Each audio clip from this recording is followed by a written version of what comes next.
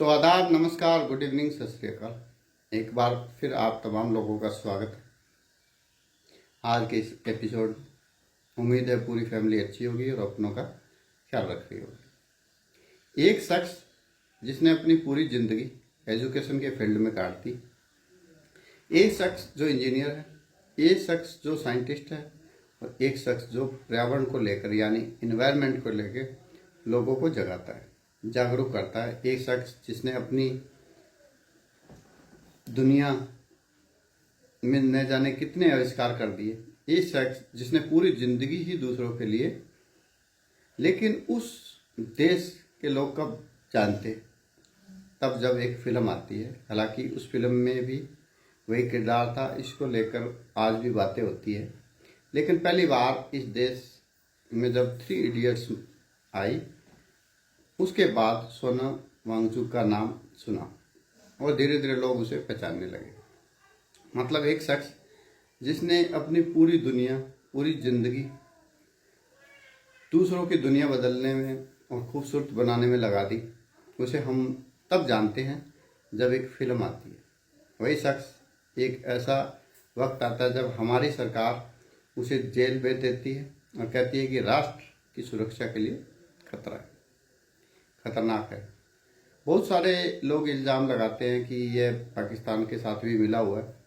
NSA यानी national security act लगा दी जाती है, जिसमें आप जब तक सामने वाले को चाहें जेल में रख सकते हैं बिना जमानत के। मामला सुप्रीम कोर्ट तक पहुंचता है, फिर 140 दिन जेल में काटने के बाद खुद सरकार NSA हटा लेती है बिना कोई वजह बताए और उन्हें रिहा कर देती है। वही शख्स अब जंतर मंतर पर आकर भूख हड़ताल पर बैठा है। 40 दिन पहले जेल में काटे, अब 20 दिन हो गए हैं, 10 किलो से ज़्यादा वजन कम हो गया है और वही शख्स अब जंतर मंतर पर जाकर भूख हड़ताल पे बैठा है। गांधी जी के रास्ते में चलते हुए शांतिपूर्ण तरीके से अनशन पर 20 जुलाई यानी मंडे को 2 दिन बाद में ऐलान किया था कि सोनम वांगचुक ने वो उस मार्च को लीड करेंगे जो संसद तक जाएंगे और उसी दिन संसद का मानसून सत्र शुरू हो रहा है। अब उसमें कितने लोग शामिल होते हैं, क्या होता है पता नहीं, लेकिन सरकार को लगा कि कहीं कुछ ये आंदोलन बड़ा रूप ना ले ले, उससे पहले ये कुछ करना है। इस बीच में एक शख्स पहुंचता है दिल्ली हाई कोर्ट और कहता है, भाई सोनम जी की तबीयत बिगड़ रही है, हम अनशन की वजह से बहुत दिन हो गए, इतने दिनों में उन्होंने कुछ खाया पिया नहीं है, तो देखिए हाई कोर्ट ऑर्डर देती है कि भाई वह बड़े कीमती शख्स है, अहम है, तो उसकी सेहत का ख्याल रखिए, सरकार को सेहत का ख्याल रखिए। ये ऑर्डर हाई कोर्ट का है। लेकिन ख्याल कैसे रखा जाता है, इसके बाद क्या कुछ होता है, ये पूरी कहानी आपके सामने। कल यानी 16 जुलाई, बल्कि 17 जुलाई की बात है। 17 जुलाई से 18 जुलाई तक की जो कहानी है, इसकी बुनियाद रखी गई 16 जुलाई।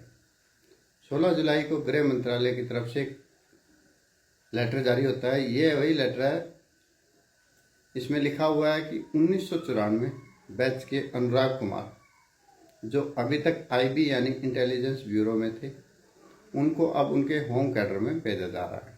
होम कैडर यानी UT कैडर, जिसमें जितने भी UT है, यूनियन टेरिटरी है, उसमें जो पोस्टिंग आते हैं उनको आपस में इधर उधर किया जाता है। जैसे दिल्ली है, चंडीगढ़ है, गोवा है, अंडमान है, लक्षद्वीप है, तो ऐसे है सारे 7।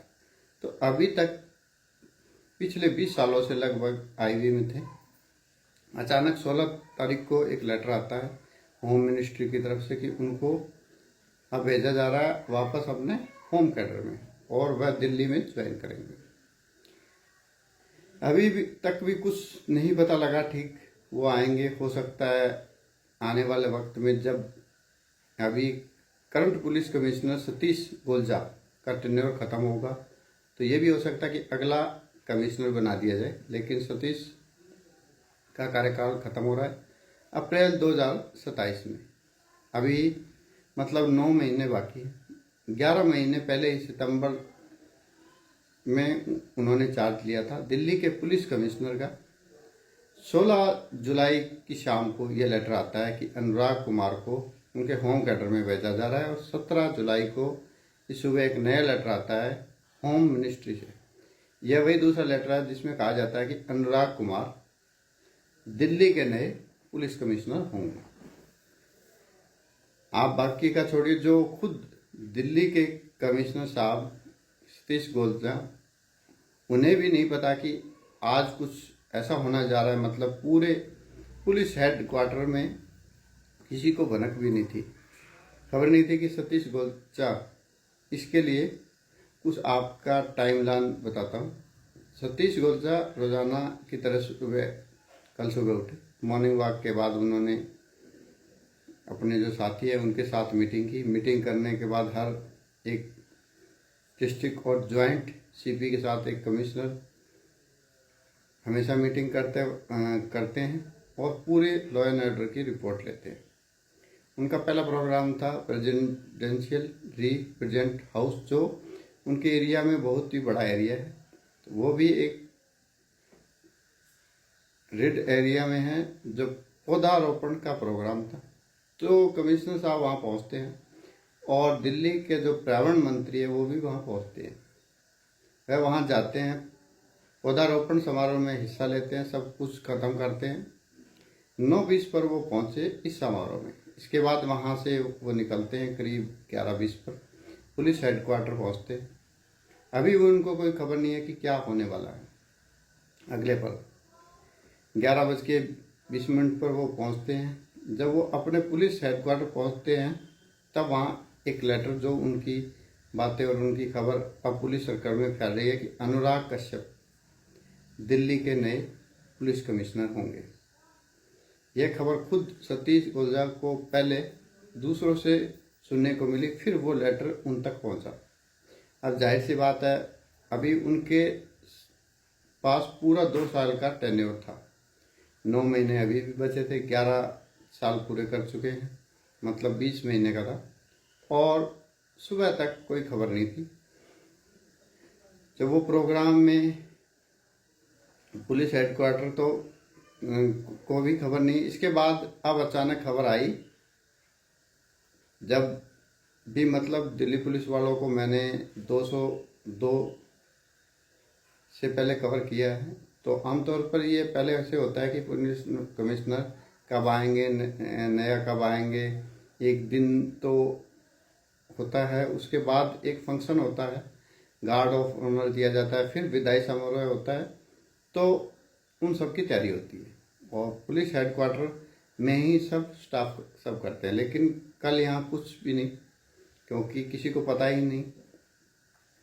जब बॉस को ही नहीं पता तो बाकियों को क्या पता होता है। इसके बाद 11:50 पर दोपहर को तेजी से वक्त भाग रहा है। 11:20 पे सतीश गोलचा ऑफिस पहुंचते हैं पुलिस हेडक्वार्टर। 11:50 पर उनके ठीक आधे घंटे बाद नए पुलिस कमिश्नर अनुराग कुमार पुलिस हेडक्वार्टर पहुंचते हैं। तब भी आधे पुलिस वालों को पता ही नहीं कि ये क्या हो रहा है। जब वो पहुंचे तो इसलिए पहली बार एक अजीब सीन था, आपको तस्वीर में दिख भी रहा होगा। जब पहली बार अनुराग कुमार दिल्ली के नए पुलिस कमिश्नर हेडक्वार्टर पहुंचते हैं तो वहाँ कोई तैयारी नहीं थी। मीडिया के कुछ रिपोर्टर जो PHQ में बैठे होते हैं और वो वहाँ होते हैं, अचानक वो आते हैं, कोई तामझाम नहीं, कोई मतलब सेरेमनी नहीं, सब चौंक गए कि हो क्या रहा है। उसके बाद वो मिलते हैं, कुछ अफसर भी होते हैं, फिर सीधे उनको कुछ अफसर अपने साथ ऊपर ले जाते हैं। पुलिस हेडक्वार्टर की जो बिल्डिंग है उसमें जो 17 नंबर मंजिल है, पुलिस हेडक्वार्टर में पुलिस कमिश्नर बैठते हैं। पुलिस कमिश्नर के लिए एक अलग लिफ्ट है, वह उस लिफ्ट में सवार होते हैं और सीधे 17 मंदिर तक पहुँचते हैं। वहाँ सतीश गोल पहले से ही अपने दफ्तर में मौजूद थे, वहीं दफ्तर उनको छोड़ना है। इसके बाद अब नए कमिश्नर वहाँ एंटर होते हैं। जितने स्पेशल CP, ज्वाइंट CP और जो टॉप रैंक के पुलिस के ऑफिशियल हैं। तब तक ये खबर सुनकर कि एक कोई पुलिस हेडक्वार्टर पहुंच चुका था। हालांकि ज़्यादातर सीनियर पुलिस ऑफिसर वहां बैठते हैं। इसके बाद वह वहां पहुंचे। थोड़ी ही देर में जो सेरेमनी होती है चार्ज लेने और चार्ज देने का हुआ, उसके बाद भी ये तस्वीर है कि अब ये सब कुछ आनंद फानंद में होता है। 11:50 पर लगभग अब 12:15 दोपहर का वक्त हो चुका है। नीचे आते हैं सतीश कोलजा नायक पुलिस कमिश्नर के साथ।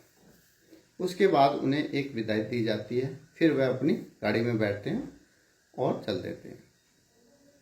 यह उस वक्त की तस्वीर है। मतलब आमतौर पर दिल्ली के पुलिस कमिश्नर के स्वागत और जाने वाले पुलिस कमिश्नर की विदाई जिस तरीके से होती है, कल कुछ वैसा नहीं था। उसकी वजह यह भी थी कि सब कुछ आनंद फानंद में हुआ। अब ऐसी जल्दी क्यों थी, क्या थी, ये कोई नहीं जानता। लेकिन शाम होते होते पता चल गया कि ये सब क्यों हो रहा। इसके पीछे मकसद क्या था?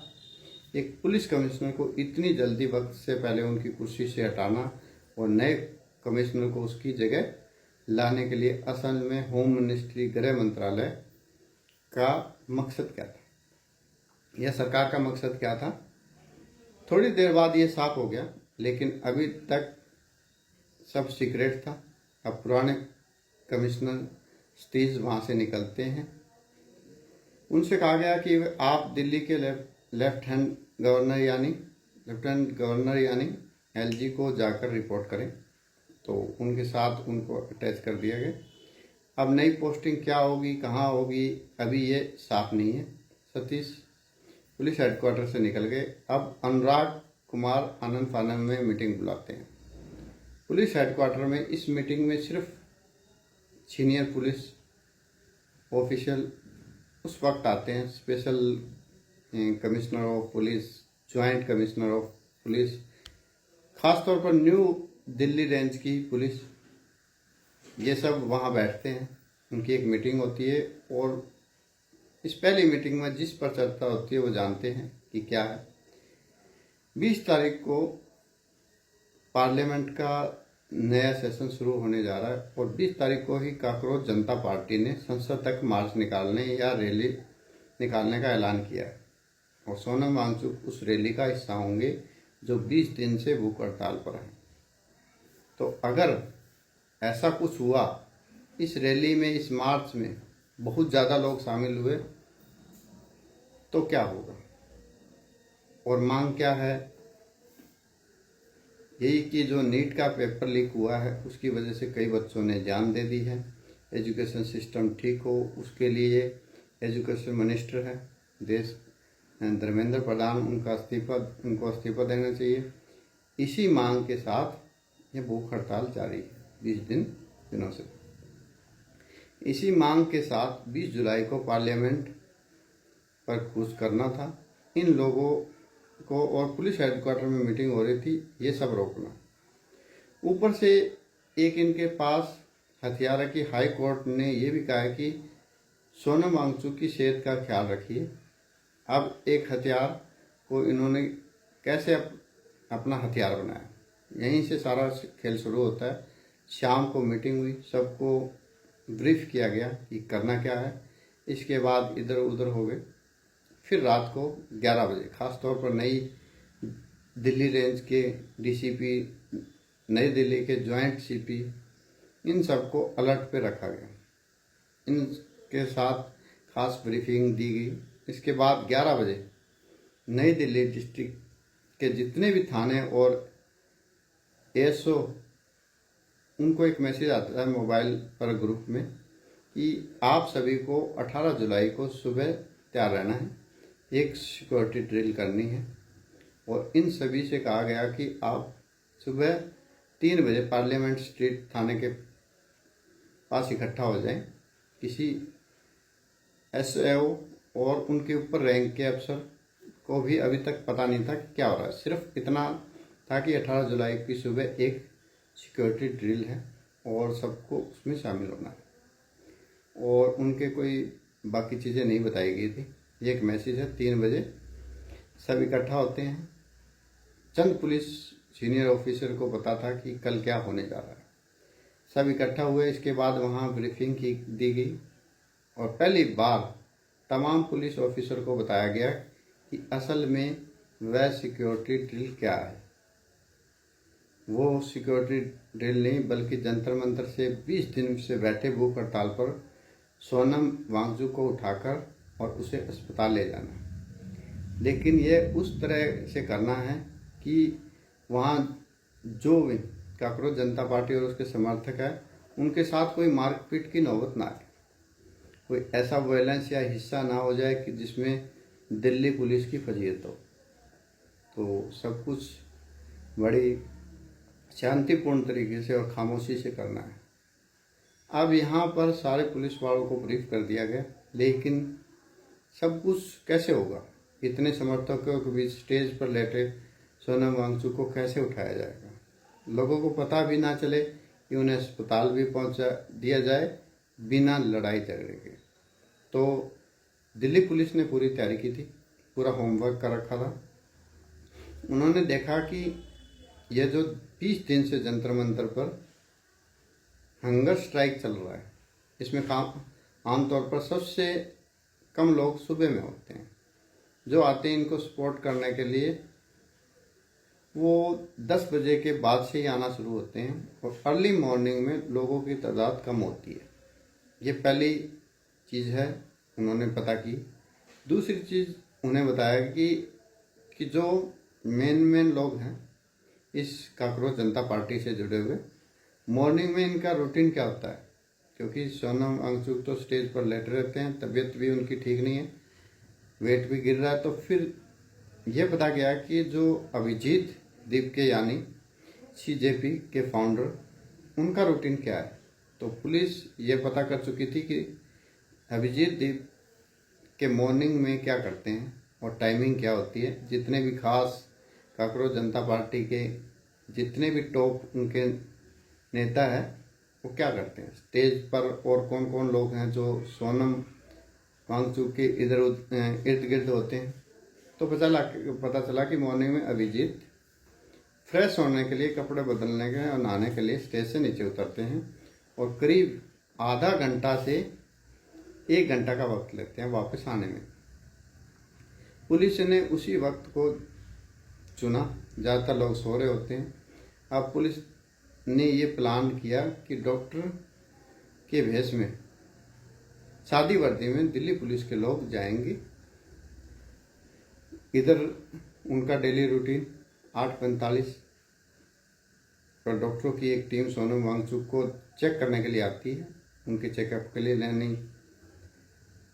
तो 10 से 15 पुलिस वाले सादी वर्दी में अब अंदर दाखिल होते हैं।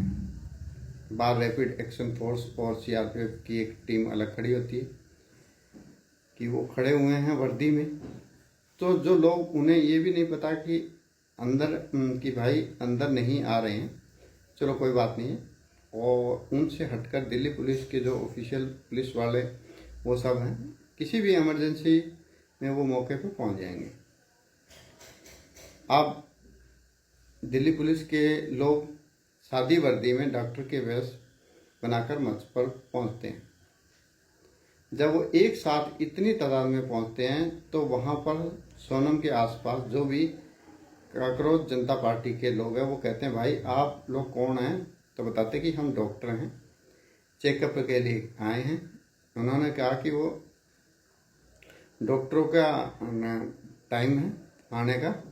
तो उन्होंने कहा कि ना ही कोई कोर्ट का ऑर्डर है, इनकी सेहत का ख्याल रखना, तो हमें भेजा है। बट उन लोगों को डाउट हो जाता है क्योंकि ये जो लोग पुलिस वाले थे कहीं से डॉक्टर नहीं नजर आ रहे थे। कुछ लोग तो उन लोगों को बातों में उलझाते हैं। इधर जो डॉक्टर के वेश में पुलिस वाले आए थे उनके साथ एक चादर लेकर आते हैं और ये स्टेज पर उस चादर को इस तरह से फैला देते हैं कि पीछे क्या हो रहा है इधर उधर वाले लोगों को पता ना चले।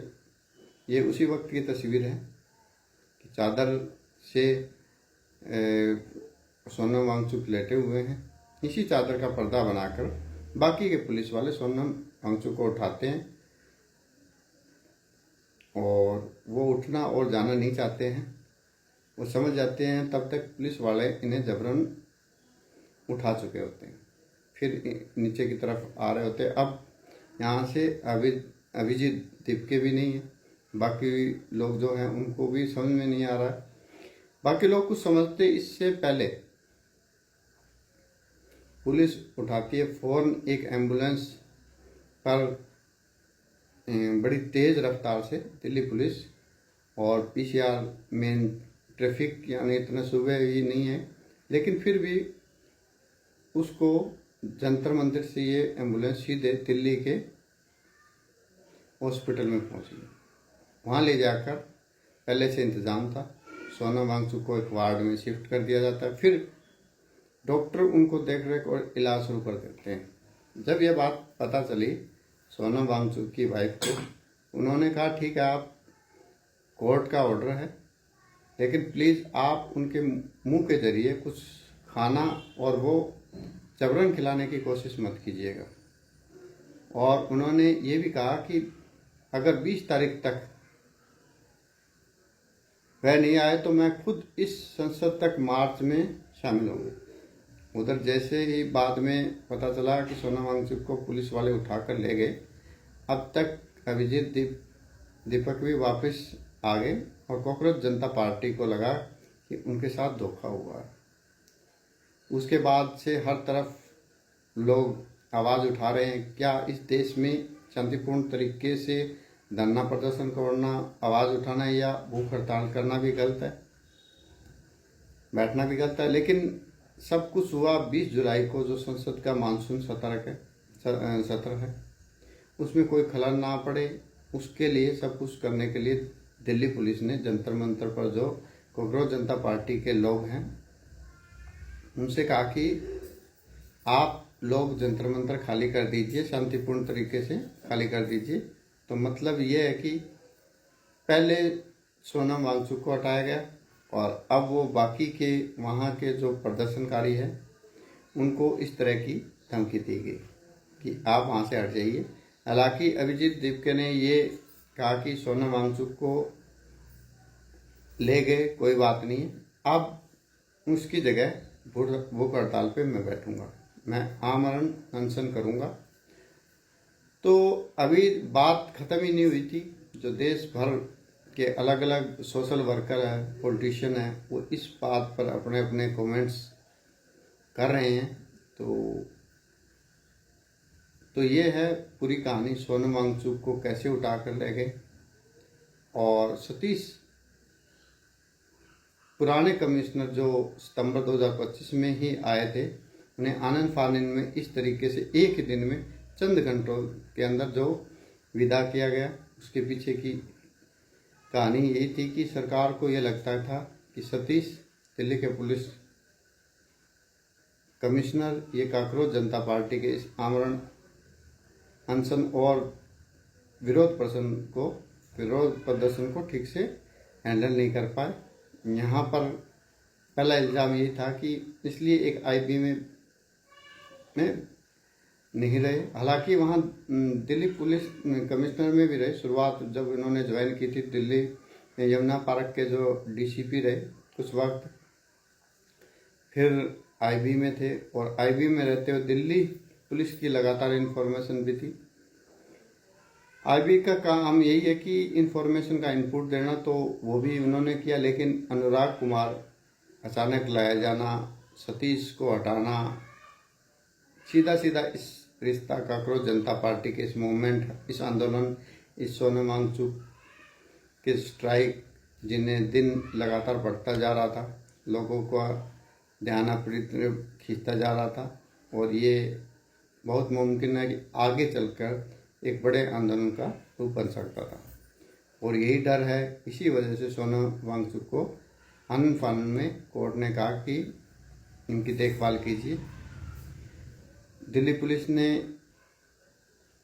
वही किया कि कोर्ट के ऑर्डर पे ले गए, लेकिन कोर्ट ने कहा अपने ऑर्डर में यह नहीं कहा कि आप उनको जबरन वहाँ से उठा कर ले जाइए।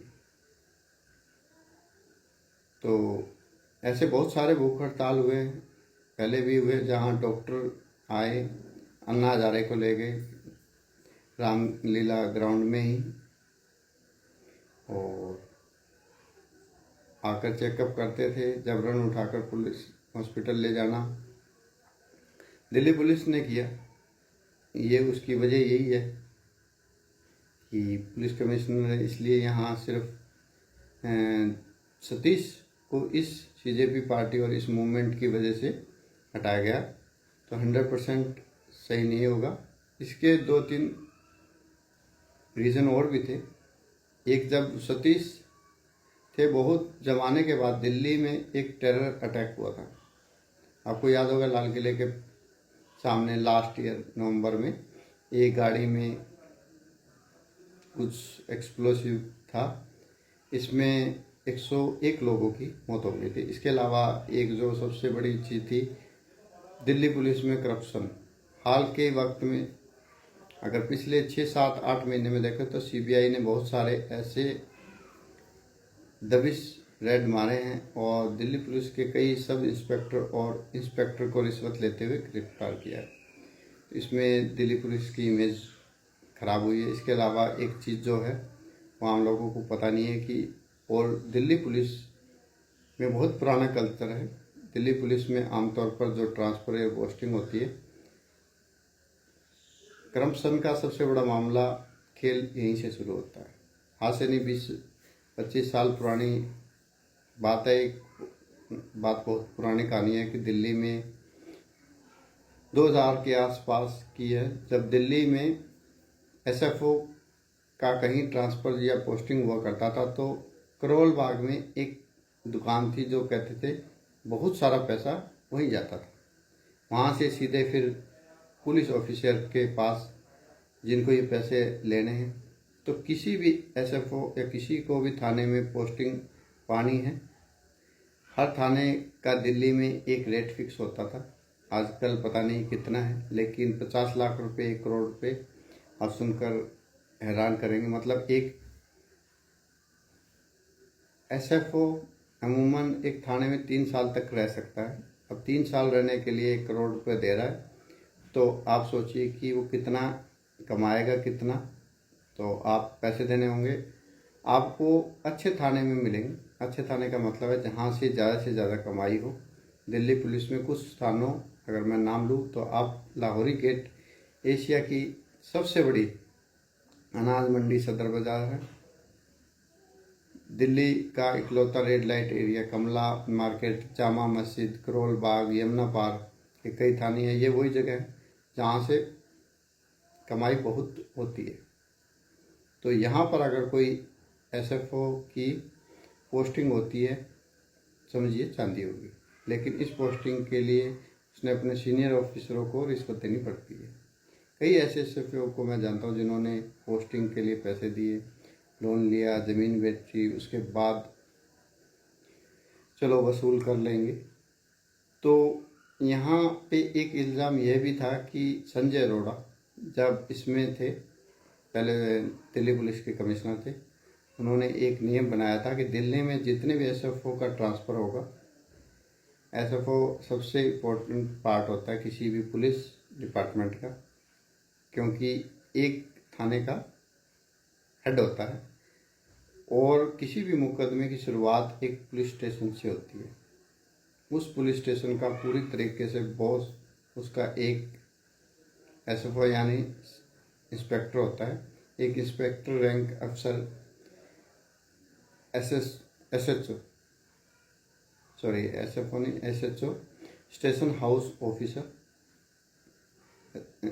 तो इसलिए एक पुलिस स्टेशन के एसएचओ की पावर अगर आप लोकल लेवल पर देखें तो कमिश्नर से भी ज़्यादा है। किसी भी केस को शुरू में ही मार देना या किसी केस को बिगाड़ देना एसएचओ के हाथ में होता है। तो एसएचओ इस most powerful person Sanjay Arora अब पुलिस कमिश्नर थे। उन्होंने एक रूल बनाया था करप्शन को लेकर। उन्होंने कहा था कि अब किसी भी एसएचओ का ट्रांसफ़र या पोस्टिंग कौन सा थाना मिलेगा या डायरेक्ट मैं नहीं तय करूँगा, इसके लिए एक कमेटी रहेगी। इसमें 4 मोस्ट सीनियर ऑफिसर मतलब स्पेशल कमिश्नर लगभग इक्वल रैंक जो होते हैं कमिश्नर के, तो 4 स्पेशल कमिश्नर की एक टीम बनाई और कहा कि आप लोगों के पास कैंडिडेट के लिस्ट आएंगे, आप उनका इंटरव्यू कीजिए, देखिए कौन सा थाने के लायक है, एसएचओ बनने के लायक है भी कि नहीं। उसके बाद जब भी आप उसको शॉर्ट लिस्ट करेंगे तो मेरे पास आइए।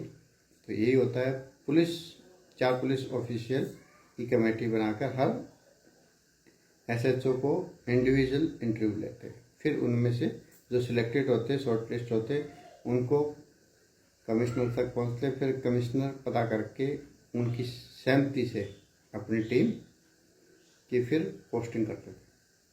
इससे थोड़ा करप्शन रुका, लेकिन हुआ क्या कि संजय अरोड़ा गए और सतीश जी आए। उन्होंने पुराने जो ये नियम है कि क्या कर दिया, जो पुरानी रिवायत चल रहा है, बस यहाँ इसको मतलब है ना कि बंदर बांट वाला खेल शुरू हो गया। तो इससे भी यही हुआ कि बहुत सारे लोगों ने दबी जुबान में कहना शुरू कर दिया कि इतने पैसे देकर पोस्टिंग ली, उसने इतने, एक करप्शन का भी एक इल्ज़ाम लगा। तो ये कई चीज़ें एक साथ हुई, लेकिन आखिरकार हम कह सकते हैं कि सोनम वांगचुक उनका भूख हड़ताल जितना लंबा गया, स्टील का कार्यकाल उतना सिकुड़ता गया। अब सोनम वांगचुक को जिस तरीके से ले जाया गया, मतलब लद्दाख के कोहिनूर हैं, और एक शख्स जिसने अपनी पूरी ज़िंदगी एजुकेशन, बेहतर एजुकेशन, इन सारी चीज़ों में लगा दिया और क्या क्या काम नहीं किया। तो इस वीडियो में इतना ही। नेक्स्ट वीडियो में हम फिर हाजिर होंगे, तब तक के लिए धन्यवाद। जय हिंद।